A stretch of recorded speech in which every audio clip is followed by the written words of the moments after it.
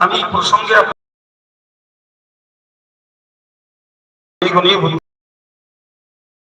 আসবেন মুসলিম নন মুসলিম যিনি হন, দেখুন সকলেই আমাদের বিভিন্ন রোগ, অস্বস্তি, অসুস্থতা কথা বলছেন, সবাই বলবেন। কোন মুসলিম বক্তা তিনিও খুব সুন্দর আলোচনা করছেন, কোন মুসলিম বক্তা তিনিও সুন্দর আলোচনা করছেন এবং মানুষকে এসব ব্যাপারে উৎসাহিত অবহিত করছেন। কিন্তু আমি আমার ক্ষুদ্র দৃষ্টিতে যতটুকু চিন্তা ভাবনা করে আর বুঝে দেখেছি সেটি হলো এটাই, ভারতবর্ষে মুসলিমরা সবসময়ের জন্য একটা কোণঠাসা পরিস্থিতি তাদের দিন কাটায়। কখনো আমরা দেখি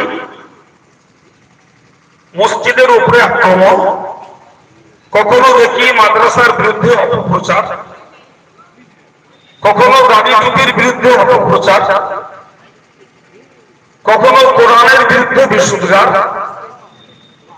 কখনো শিখছি মুসলিম পার্সোনাল লর উপরে হস্তক্ষেপ, কখনো মুসলিম খেদানোর প্রয়াসে এনআরসির ছবল, কখনো আমরা দেখতে পাচ্ছি ঈদগার উপরে হস্তক্ষেপ, কখনো গরু খাওয়ার উপরে হস্তক্ষেপ। আচ্ছা, এই যে একের পর এক মুসলিমদের নিজস্ব স্বাধিকতা এবং স্বাধিকারের উপরে হস্তক্ষেপ করা হচ্ছে, আজকের সংশোধনী বিল পাশ করিয়ে এরা কি মুসলমানদের উপরে নতুন আক্রমণ করলো না এর আগে করে রেখেছে? একটু বলবেন, একটু আওয়াজ করে বলবেন। আজকের এটা নতুন না।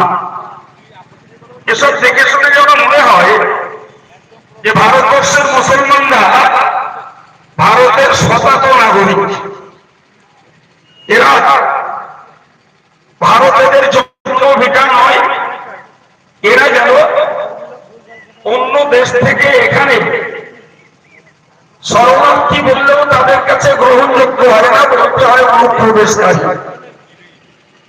অথচ আমরা যারা বর্তমান ভারতের নাগরিক, ভাই দেশ যখন ভাগ হয়, যারা দেশ ভাগ চেয়েছিল তারা পাকিস্তানে চলে গেছে,